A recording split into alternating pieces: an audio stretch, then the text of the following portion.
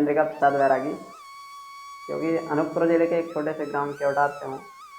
और मेरे जीवन में जो घटित हुआ है वो वास्तविक घटना मैं बताना चाहता हूँ।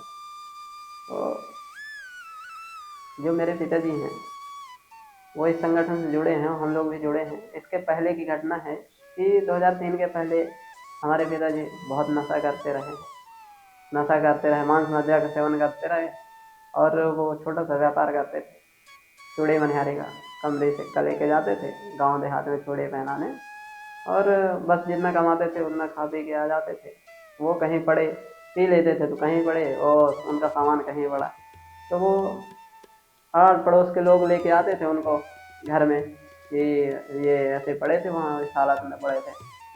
तो ऐसी स्थिति थी कि हमारे यहाँ खाने पीने के भी बहुत समस्याएं थी, खेती बाड़ी है नहीं हमारी ज़्यादा, तो उस धंधा व्यापार से ही जीवन यापन करते थे। तो ऐसा हुआ कि जब बहुत ज़्यादा परेशान रहते थे घर वाले, तो कोई किसी ने बताया कि वहाँ पंच ज्योति शक्ति सिद्धाश्रम धाम है, जहाँ जाने से नशा मांसाहार मुक्त हो जाते हैं लोग। तो पिताजी ने सुनी ये बात, घर वाले बोले, परिवार वाले बोले कि चले जाओ आश्रम चले जाओ। तो फिर आश्रम आए, 2003 अगस्त में पिताजी आश्रम आए। उसके बाद से यहाँ से जो दिशा निर्देशन मिला उनको अच्छा लगा, वो गए।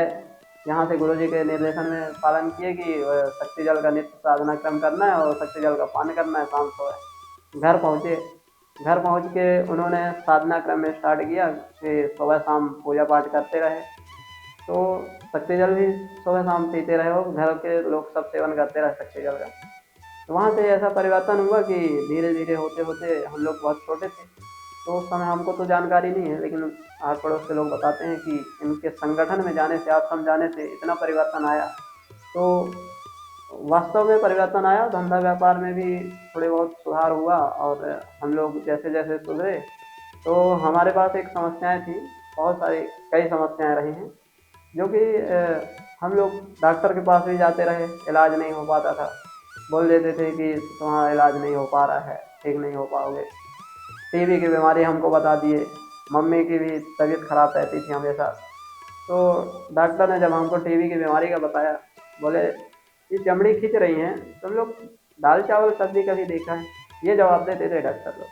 मतलब हमारी इतनी दयनीय स्थिति थी कि खाने के लाले पड़े थे कि हम लोग एक दिन धंधा व्यापार लेके ना जाएंगे पिताजी तो खाएंगे क्या, इस तरीके की स्थिति थी। जब हम लोग टीबी की बीमारी बताया डॉक्टर, हम घर आए, घर से फिर आश्रम आए। हमारा कोई रास्ता नहीं था। आश्रम आए, गुरुजी से निवेदन किए, मूलधन में निवेदन किए, गुरुजी से बात किए। तो गुरुजी ने कहा कि यहाँ की जो नित्य साधना आराधना है वो घर पर करो, सुबह शाम शक्ति जल का सेवन करो पूरे परिवार सहित, ये सब में निश्चय ही लाभ मिलेगा। तो वैसे हम यहाँ से गए और शाम सुबह पूजा पाठ किए और शक्ति जल का पान किए। अब उसके बाद दोबारा गए हम डॉक्टर के यहाँ, तो उन्होंने कहा कोई टीबी की बीमारी नहीं है, निश्चिंत रहो। तो हम इस तरह से ये टीबी की बीमारी से तो मुक्त हो गए, और हमारा इलाज भी नहीं हुआ, टीबी का कोई इलाज नहीं हुआ। और पूजा पाठ करते रहते रहे, शक्ति जल पीते रहे।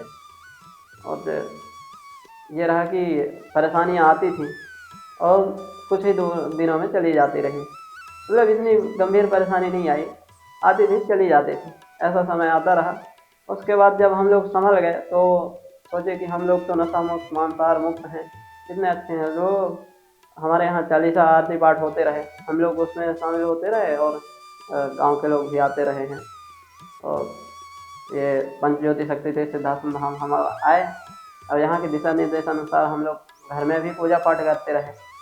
और आज के समय में हमारे यहाँ गाड़ियाँ हैं, 4 गाड़ी हैं, हम लोग बढ़िया सुख समृद्धि से जीवन यापन कर रहे हैं और अभी कोई चिंता नहीं है। और पंच ज्योति शक्ति सिद्धाश्रम धाम ही एक ऐसा विश्व का एकमात्र ऐसा स्थान है, ऐसा धर्म स्थल है जहाँ पर दान पात्र नहीं रखे गए हैं और न कहीं चढ़ावे का बोला जाता है कि यहाँ रुपया चढ़ाओ कि पैसा चढ़ाओ कि प्रसाद चढ़ाओ।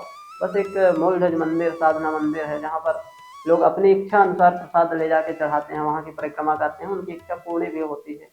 और यहाँ चालीसा भवन है जो 15 अप्रैल 1997 से अनंत काल के लिए चल रहा है, कंटिन्यू चलते ही रहता है चालीसा पाठ।